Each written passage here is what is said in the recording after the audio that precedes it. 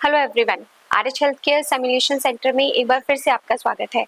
आज हम types of thermometer पर बात करेंगे कि हमारे हॉस्पिटल सेटिंग्स में कितने टाइप के थर्मामीटर्स यूज़ किए जाते हैं। तो चलिए देखते हैं, शुरू करते हैं कि कौन कौन से थर्मामीटर्स हैं और उनका क्या क्या यूज़ है। सबसे पहले आपने हॉस्पिटल में इस तरह का थर्मामीटर वॉल पर लगा हुआ देखा होगा। इसे बोला जाता है वॉल थर्मामीटर। वॉल थर्मामीटर का यूज क्या होता है? एनवायरमेंटल टेम्परेचर को डिटेक्ट करना। ये नॉर्मल थर्मामीटर की तरह ही होता है। आप इसकी दोनों तरफ से बनावट देख सकते हैं। इस पर दोनों तरफ रीडिंग होती है, एक तरफ सेल्सियस में एंड एक तरफ फ़ारेनहाइट में। दोनों तरफ आपको इजीली आप रीडिंग जो है उसे रीड कर सकते हैं। सेकेंड थर्मामीटर होता है लोशन थर्मामीटर। लोशन थर्मामीटर जो है वो इस तरह की पैकिंग में आता है।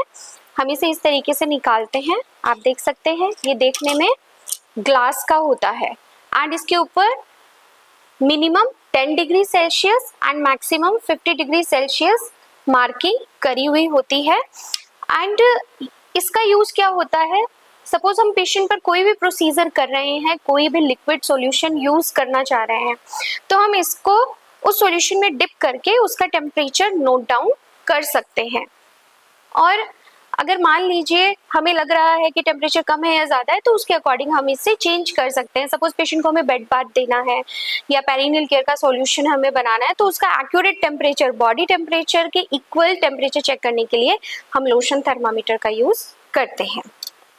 थर्ड हमारा जो थर्मामीटर है, अगेन लोशन थर्मामीटर के जैसा ही होता है, बट इसमें जो रीडिंग हम देखेंगे ये मिनिमम 10 डिग्री सेल्सियस होता है एंड मैक्सिमम आप इस पे देख सकते हैं 100 डिग्री सेल्सियस इसमें ये मेंशन करता है। होता ये भी लोशन थर्मामीटर ही है, लेकिन अगर किसी सॉल्यूशन का टेम्परेचर, ओटी में बहुत तरह के सॉल्यूशंस बनाए जाते हैं प्रोसीजर्स के टाइम पे, तो अगर टेम्परेचर 50 डिग्री से ज़्यादा है किसी का, तो वो आप मेजर करने के लिए इस थर्मामीटर का यूज़ कर सकते हैं।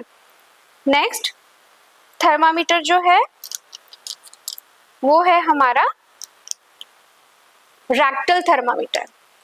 रैक्टल थर्मामीटर जो होता है, आप इसका बल्ब जो आगे से देखेंगे, ये बल्ब जो होता है वो राउंड शेप का होता है। इसका बल्ब राउंड शेप का होता है, जबकि आप जब एक्सिलरी थर्मामीटर देखते हैं, देखिए दो तरह के थर्मामीटर हैं मेरे हाथ में, एक ओरल और दूसरा रैक्टल। तो आप देखेंगे जो रैक्टल थर्मामीटर होता है इसका बल्ब मेनली राउंड शेप का होता है, जबकि एक्सिलरी थर्मामीटर जो होता है या ओरल थर्मामीटर जो होता है, इसका जो टेम्परेचर आगे का जो बल्ब है वो कैसा होता है? लॉन्ग होता है।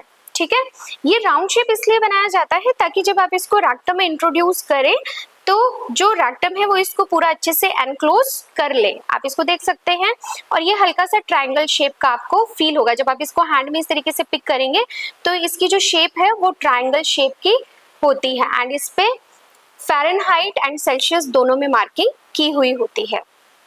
नेक्स्ट मेरे हाथ में है ओरल या एक्सिलरी थर्मामीटर। आप देखिए इसमें जो बल्ब है वो लॉन्ग होता है, इलोंगेटेड होता है। अगेन इस पे मार्किंग होती है। कोई भी थर्मामीटर हो, चाहे वो ओरल हो चाहे वो रैक्टल थर्मामीटर हो, उसे यूज करने से पहले आप इसमें मरकरी का लेवल जरूर चेक करेंगे। मरकरी का लेवल जो है वो बिल्कुल नीचे बिलो होना चाहिए एंड अगर आप इसको यूज कर रहे हैं और मरकरी का लेवल आपको ऊपर दिख रहा है तो आप इसको शेक करेंगे। सबसे पहले आप इसको डाउन शेक करेंगे ताकि इसमें जो मरकरी है वो डाउन आ जाए। देन उसके बाद में आप इसको ओरल कैविटी में आप पेशेंट को इंसर्ट करेंगे एंड 1 मिनट तक आप टाइमिंग नोट करेंगे। देन उसके बाद में आप इसे रिमूव करके इस पर टेम्परेचर रीड डाउन करेंगे। इसी तरीके से अगर आप एक्सिलरी टेम्परेचर ले रहे हैं तो आपको ये कंफर्म कर लेना है कि एक्सिलरी पार्ट जो है वो बिल्कुल ड्राई होना चाहिए, वहाँ पर किसी तरह के कोई हेयर ग्रोथ ज़्यादा नहीं होना चाहिए। उसके बाद में आप इसे एक्सिला में इंसर्ट करके वहाँ पर अगेन 1 to 3 मिनट के लिए आप वेट करेंगे। देन इसके ऊपर आप रीडिंग नोट करेंगे। नेक्स्ट थर्मामीटर जो आजकल बहुत ज़्यादा हॉस्पिटल्स में यूज किया जाता है, जो आप सबका देखा हुआ है, दैट इज डिजिटल थर्मामीटर। बहुत सिंपल है इसे यूज करना। आप इसकी कैप ओपन करेंगे तो यहाँ पर सेल होता है एंड जस्ट आपको इसका ये बटन प्रेस करना है, ये ऑन हो जाएगा। देन उसके बाद में आप इससे ओरल या एक्सिलरी जो भी टेम्परेचर लेना चाहते हैं वो इजीली ले सकते हैं। नेक्स्ट हमारा एडवांस्ड थर्मामीटर जिसे बोला जाता है इंफ्रारेड स्कैनर।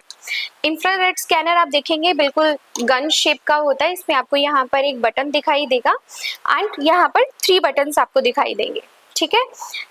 यहाँ पर ये इंफ्रारेड स्कैनर लगा हुआ होता है और यहाँ पर जो है रीडिंग की स्क्रीन होती है।